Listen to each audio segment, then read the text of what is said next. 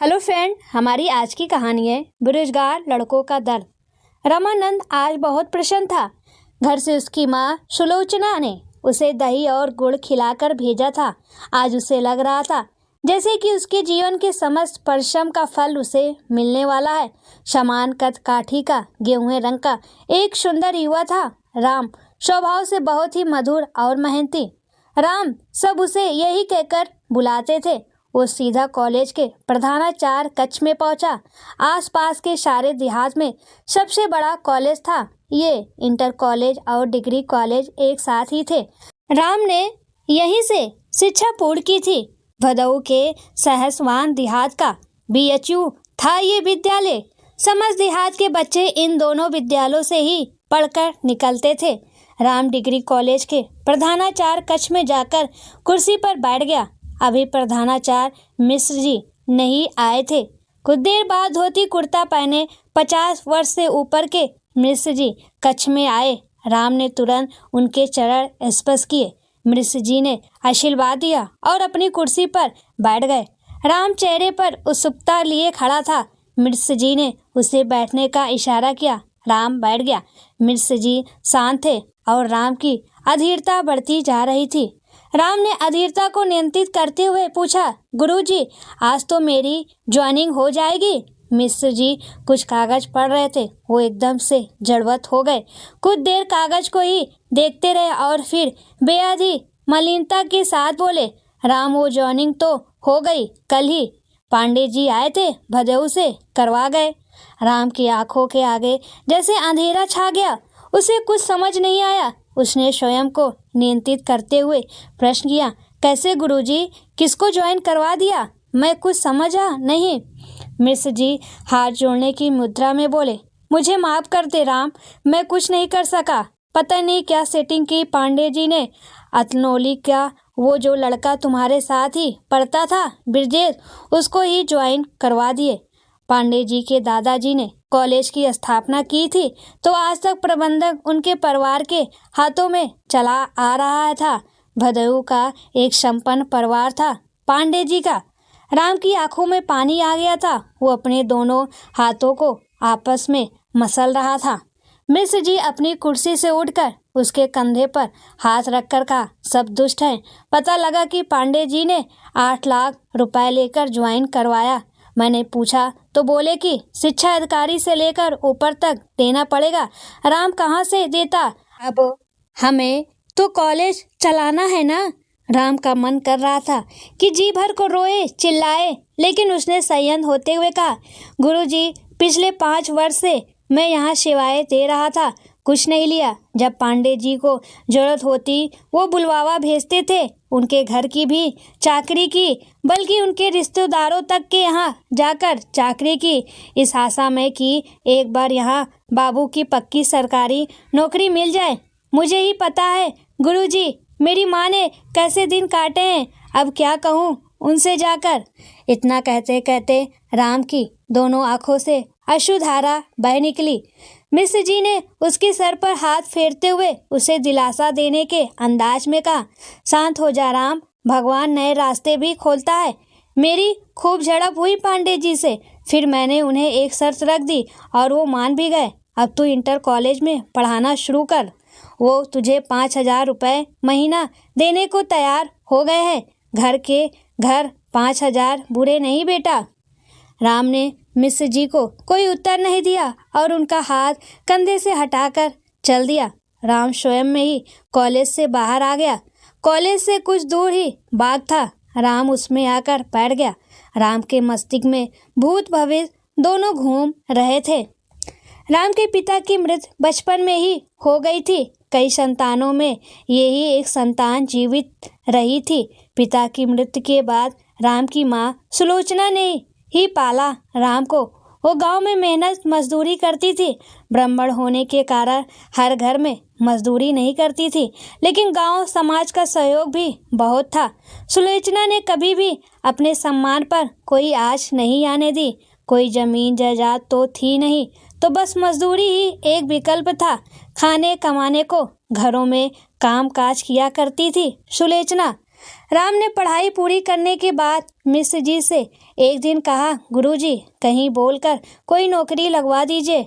अम्मा और कितने दिन हड्डियां तोड़ेंगी, कहीं कोई काम लग जाएगा तो आराम मिलेगा उन्हें। मिश्र जी के पास जब भी राम आ जाया करता था तो वो उससे कार्यालय का काम करवा लिया करते थे।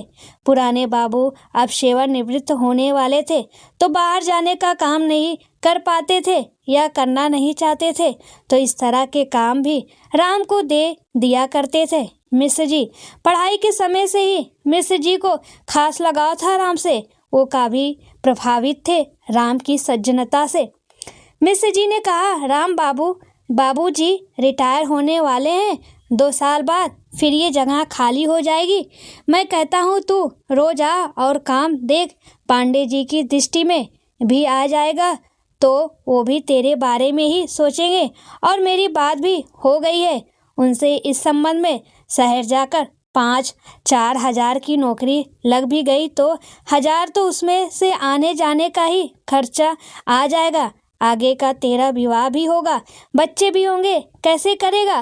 तेरी माँ से भी बात हुई थी मेरी, वो भी तैयार है। भाई जहाँ इतने दिन दुख उठाए हैं, थोड़ा और परिश्रम कर ले, सरकारी नौकरी हो जाएगी बेटा। राम के चेहरे पर खुशी छा गई। विवाह के नाम से तो उसका चेहरा कुछ लाल भी हो गया था। राम उठकर कार्यालय में आ गया। आकर बैठा ही था कि रचना आ गई। रचना विद्यालय में ही स्नातक 2य वर्ष की छात्रा थी। पास के ही गांव की थी। अक्सर कार्यालय में आती थी तो राम से मुलाकात होती थी। कभी कभी हंसी ठिठोली भी हो जाती थी। धीरे धीरे ये हास विनोद दोनों तरफ प्रेम को अंकुरित कर रहा था। रचना ने राम को छेड़ते हुए कहा, बाबूजी कब तक बेकार करते रहोगे यहाँ? कोई नौकरी वोकरी भी देख लो, शादी विवाह हो जाएगा, नहीं तो कोई नहीं पूछेगा। राम आज कुछ अलग ही उत्साह में था। आज उसने रचना के हाथ पर अपना हाथ रख दिया। तेरा बाप सरकारी बापू से तो तेरा विवाह कर ही देगा। रचना तो उसके हाथ की छुअन से ही सिहर गई थी। इस बात पर तो चौंक कर बोली, क्यों? राम बोला, बस बताओ कर देंगे या नहीं? रचना बोली, मेरे पिताजी तो मेरा विवाह ही किसी सरकारी नौकरी वाले से करेंगे, तो सरकारी बाबू से करने में क्या हर्जा है उन्हें? राम बोला, मिश्र जी ने कहा है कि बाबूजी तो रिटायर हो रहे हैं, मैं यहाँ लगा रहा हूँ तो उनकी जगह मुझे ही पक्का करवा देंगे। पांडे जी से भी बात हो गई है। रचना के चेहरे पर एक खुशी की लहर दौड़ गई। उसने बस इतना ही कहा, सच? राम बोला, झूठ क्यों बोलूँगा, वो भी तुझसे। किसी से जिक्र मत करना, बस अपने पिताजी को मना लेना। इतना कहते ही राम की दृष्टि झुक गई। रचना भी शर्माकर वहाँ से चली गई। आज पहली बार दोनों ने अपने प्रेम को स्वीकार किया था। रचना के ही गांव में एक संपन्न ब्राह्मण परिवार था, अशोक तिवारी जी का। उनके बस एक पुत्री थी, सुशीला। अपने नाम के अनुरूप ही गुणी और रूपवान थी। अशोक तिवारी की पुत्री, काफ़ी जमीन और धन था। अशोक तिवारी जी के पास बस पुत्र ही नहीं हुआ था, उन्होंने पुत्री का विवाह एक संपन्न परिवार में तय ही कर दिया। जब पुत्री ने 12वीं ही पास की थी, मुश्किल से 16 या 17 वर्ष उम्र रही होगी। हालांकि ये कानूनन अपराध है, लेकिन देहात में सामाजिक परंपराओं में संविधान का हस्तक्षेप समानता नहीं होता। तिवारी जी ने सुशीला का विवाह एक संपन्न शहरी परिवार में बहुत धूमधाम से किया था। लड़की के परिवार की जीवन शैली शहरी थी। तिवारी जी ने बहुत ही अच्छा इंतजाम किया था विवाह का, लेकिन फिर भी बारातियों को और लड़के वालों को पसंद नहीं आया था। खूब हंगामा किया दूल्हे ने, लेकिन अशोक जी ने हाथ जोड़कर सारी रस्में पूर्ण की। दुर्भाग्य ही था कि सुशीला जैसी सुशील लड़की भी उसके पति को पसंद नहीं आई, क्योंकि उसे तो कोई शहरी लड़की चाहिए थी। पहले दिन से ही सुशीला का जीवन दुर्भर हो गया था। एक बार मैके वापस आई तो फिर दोबारा ना जा पाई ससुराल। सुशीला ने तो अपने घर वालों से अपनी कोई पीड़ा नहीं बताई, लेकिन लड़के वाले ही रखने को तैयार नहीं थे। बाद में पता चला लड़के का कहीं और प्रेम प्रसंग था। अशोक तिवारी जी की जमीन जायदाद के कारण लड़के के पिता ने ये विवाह करवा तो दिया, परंतु बाद में लड़के को ना समझा पाए। 17 वर्ष की आयु में ही बिटिया का विवाह भी हो गया और तलाक भी। अशोक तिवारी सज्जन व्यक्ति थे, इसलिए ज्यादा कोर्ट कचहरी में न पड़ते हुए ईश्वर की इच्छा मानकर शव स्वीकार कर लिया। अशोक जी की जीवन की समस्त उमंग समाप्त हो गई थी, लेकिन फिर किसी ने उन्हें राम के बारे में बताया। राम पढ़ा लिखा और सम्मानित युवक था। बताने वाले ने बताया, तिवारी जी लड़के के माँ है, बस बेचारी समय की मारी है। बेटा छोटा ही था जब पति की मौत हो गई। मजदूरी करती है परंतु अत्यंत स्वाभिमानी है। लड़का कॉलेज में टेम्परेरी बाबू है। देख लीजिए तिवारी जी, पैसा ना सही पर लड़का हीरा है, और पैसे से आपको लेना भी क्या। इतनी सब जायदाद सुशीला बिटिया की ही है। लड़का पढ़ा लिखा और बहुत ही सज्जन है। अशोक तिवारी जी शहरी और धनवान परिवार का अनुभव कर चुके थे। अब तो वैसे भी पुत्री पर परित्यागता का दोष लग गया था, तो समझौता तो करना ही था। निश्चित नहीं था कि कोई गरीब लड़का भी मान जाएगा क्या, लेकिन राम के बारे में सुनकर उन्हें खुशी हुई और मुंह से एक बात ही निकली, पहले बता देते, मैं तो पहले ही इससे कर देता, कम से कम ये दुख तो ना देखना पड़ता बिटिया को। अशोक तिवारी जी राम के घर पहुंच गए। जब उन्होंने अपनी बिटिया के बारे में सुलोचना से बताया तो सुलोचना को सुशीला से एक आत्मीय संबंध सा जुड़ा महसूस हुआ। उसने भी लंबा जीवन विधवा के रूप में बिताया था। तिवारी जी ने सुलोचना से हिचकते हुए कहा, देखिए सुलोचना जी, आपका लड़का हीरा है, आपका भी बहुत सम्मान है। बाकी मेरी दृष्टि में धन से ज्यादा सम्मान ही मायने रखता है। मुझे पहले किसी ने बताया होता तो मैं अपनी बेटी का रिश्ता आपके बेटे से ही करता। सुलोचना कृतज्ञता के साथ उनकी बात सुन रही थी। तभी राम भी घर आ गया। राम ने आते ही तिवारी जी के और अपनी माँ के पैर छुए और आंगन में ही दूसरी खाट लाकर बैठ गया। सुलोचना ने राम से अशोक तिवारी जी का परिचय बताया। अशोक तिवारी राम को देखते हुए बोले, अच्छा है तुम भी आ गए। अशोक तिवारी फिर थोड़ा हिचकते हुए बोले, देखिए मेरी बात को अन्यथा मत लीजिएगा। बेटा आपके कॉलेज से ही मेरी बेटी बीए कर रही है। आप जानते होंगे सुशीला को मैं अपनी बेटी का रिश्ता राम के लिए लेकर आया हूँ। इतना कहकर अशोक जी थोड़ा सकपका भी गए और फिर बोले, देखिए मैं जानता हूँ मेरी बेटी पर एक दाग लगा है परित्यागता का, लेकिन वो एकदम कुंदन है बहन जी। उसका भाग खराब था जो ये दाग लगा। आपकी इच्छा है हाँ कीजिए या ना, मैं तो एक निर्भोगी बेटी का बाप हूँ। धक्के खाऊंगा ही बेटी का जीवन बनाने का। सुलोचना कुछ बोलती तुरंत राम बोल पड़ा, जी अच्छी तरह से जानता हूँ सुशीला को। पहले तो आप उसे परित्यागता मत कहिए और ना ही कोई दाग है उस पर। और दुर्भाग्य सुशीला का नहीं, उस लड़के का है जिसने सुशीला जैसी जीवन संगनी को खो दिया। कोई भी लड़का और परिवार भाग्यशाली होगा जिसकी बहू बनेगी सुशीला, लेकिन मैं आपसे क्षमा चाहूँगा, मैं अभी विवाह नहीं कर सकता। सुलोचना के लिए अब कुछ ज़्यादा कहने को रह नहीं गया था। राम के मन में रचना बसी थी तो उसे तो मना करना ही था। अशोक तिवारी जी ने आगे कोई आग्रह नहीं किया। राम का जीवन इस रोज की बिगाड़ में चलने लगा था। जब कहीं बाहर जाता था तो उसे खर्चा मिलता था, कभी कभी कुछ पारितोषिक भी मिल जाया करता था। पांडे जी को जब भी जरूरत होती बुलवावा लेते थे अपने काम करवाने को। यहाँ तक कि उनकी बेटी की ससुराल में कानपुर तक भेजा था। राम को जब कोई पारिवारिक समारोह या कार्यक्रम होता था तो उसमें प्रबंधन संभालने को राम को ही बुलाया जाता था। राम और उसकी माँ एक सुखद आशा में जीवन काट रहे थे कि राम सरकारी बाबू बन जाएगा। राम और रचना अपने जीवन के स्वप्न बुन रहे थे। राम झटके से विचार प्रभाव से बाहर आया। देखा दोपहर सर पर चढ़ गई थी। उसे कुछ समझ नहीं आ रहा था कि क्या बताए अपनी माँ से और रचना से। चलो कोई मजदूरी करके माँ का तो पेट भर भी लेगा, लेकिन रचना से विवाह ना हो पाएगा। कैसे सहेगा इस विरह को वो। राम घर चला गया। माँ इंतजार कर रही थी। राम के पहुंचते ही सुलोचना ने वही प्रश्न किया, क्या हुआ, इतना समय कैसे लगा? काम तो पक्का हो गया ना आज? राम का घर 2 कमरे और एक बरामदे का एक पुराना मकान था। एक छप्पर पड़ा था जिसमें गाय बंधती थी। राम को कुछ नहीं सूझा और वो अपनी माँ के गले लगकर छोटे बच्चे की तरह फूट फूट कर रोने लगा।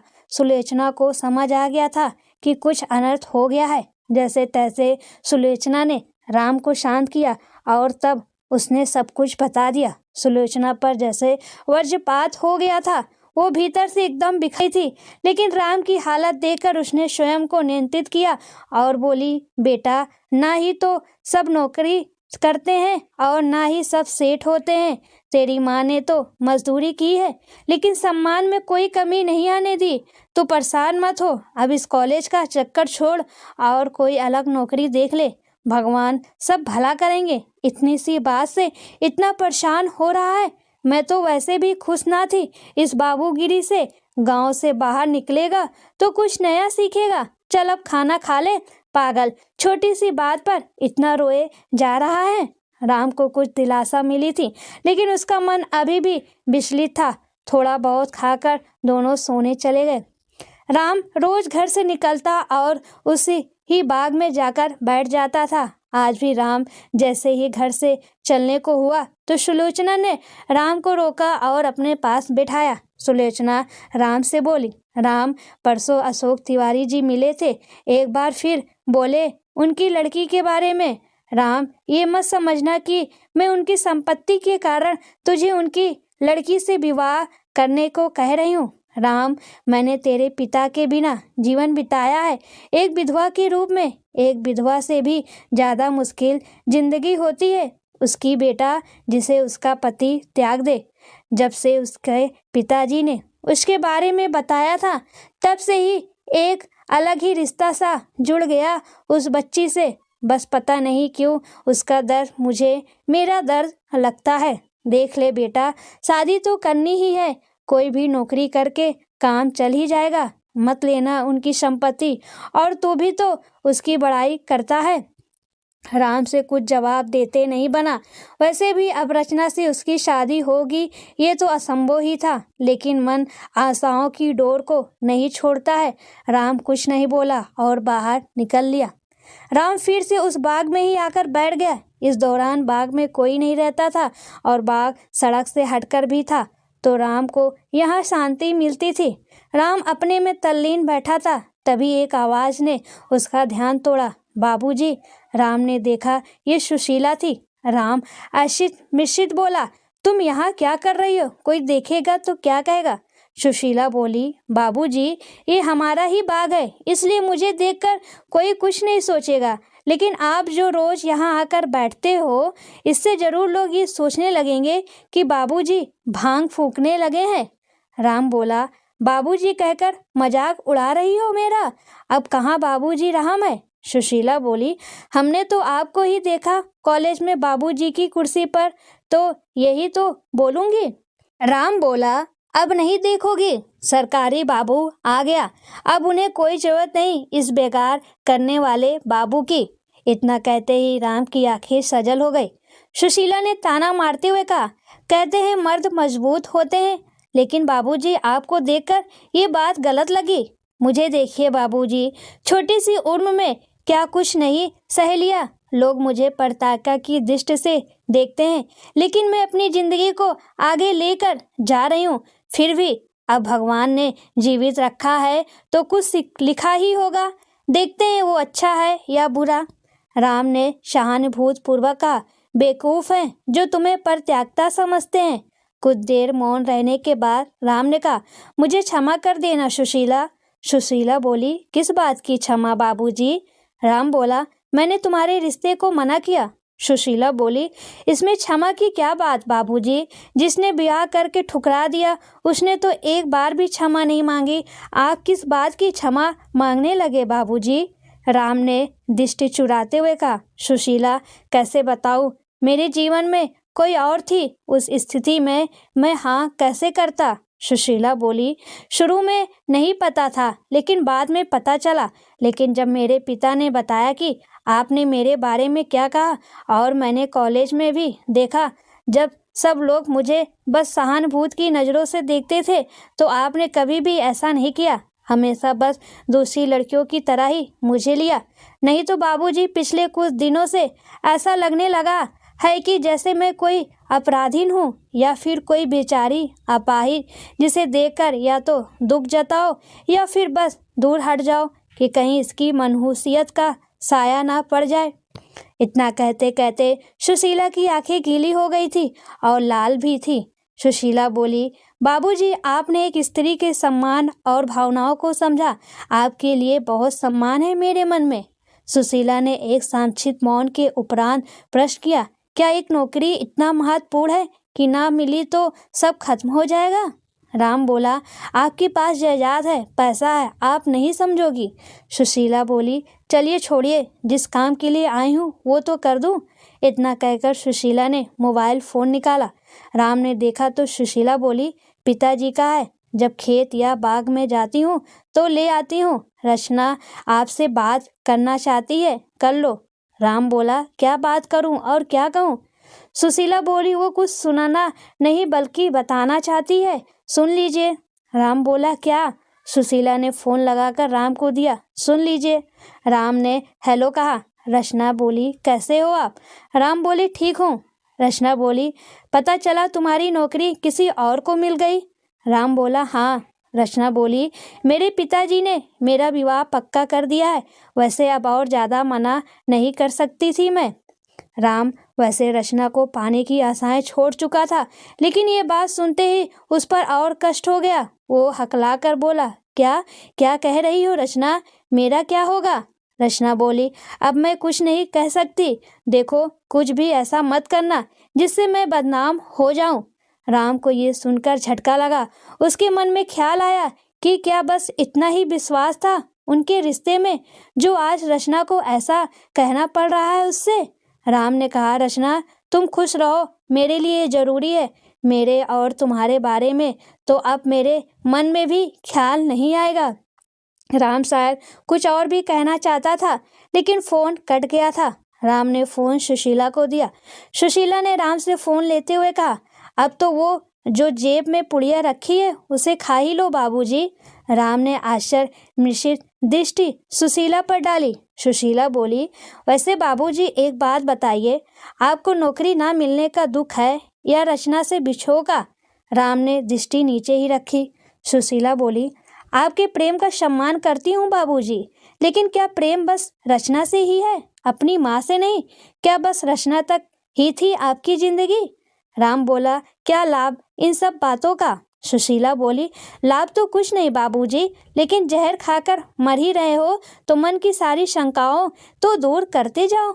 मरते समय रचना को निर्लज्ज बोलोगे, बद्दुआ दोगे, लेकिन बाबूजी एक बात सोचना कि तुम्हारी तरह ही जहर खाकर अपने परिवार को बदनाम करे क्या रचना भी? आपको अपनी माँ से प्यार ना सही, उसे तो अपने माता पिता से प्यार है ही। राम सुशीला को देख रहा था। सुशीला ने पुनः कहा, आपकी माँ भी यदि आपकी तरह ही स्वार्थी बन जाती तो आज अनाथ होते आप। उनके मन में भी ये ख्याल जरूर आया होगा कि खत्म कर ले जीवन लीला, लेकिन उन्होंने आपके लिए आज तक अपने जीवन को जिया। आपको भी उनके लिए जीना पड़ेगा बाबूजी। जिंदगी खत्म नहीं होती। आप पढ़े लिखे, कुछ भी कर लेंगे। लाइए वो पुड़िया मुझे दीजिए। राम अपलक अब सुशीला को देख रहा था। उसने जेब से जहर की पुड़िया निकालकर सुशीला के हाथों में रख दी। सुशीला ने पुड़िया को फेंक दिया। राम सुशीला के हाथों में ही अपने चेहरे को छिपाकर रोने लगा। राम को सुशीला ने आज नई राह दिखाई थी। ये एक ऐसा रिश्ता था जो काम, वासना और किसी शर्त से मुक्त और विश्वास और सम्मान से भरपूर था। राम के सजल नेत्र सुशीला के प्रति अपनी कृतज्ञता प्रकट करते हुए अविरल बह रहे थे। फिर राम ने मन ही मन सोच लिया, मैं सुशीला से विवाह कर लूँगा। फिर सुशीला और राम घर चले जाते हैं। कुछ दिनों के बाद राम को एक विद्यालय में नौकरी मिल जाती है और रचना को भूलकर राम सुशीला से विवाह करके खुशी खुशी अपनी माँ के साथ रहने लगता है। सच में दोस्तों, आज के ज़माने में बेरोजगार लड़कों का यही हाल है। ऐसा नहीं है, लड़कों को भी दर्द तकलीफ होता है जब उनके पास रोजगार ना हो।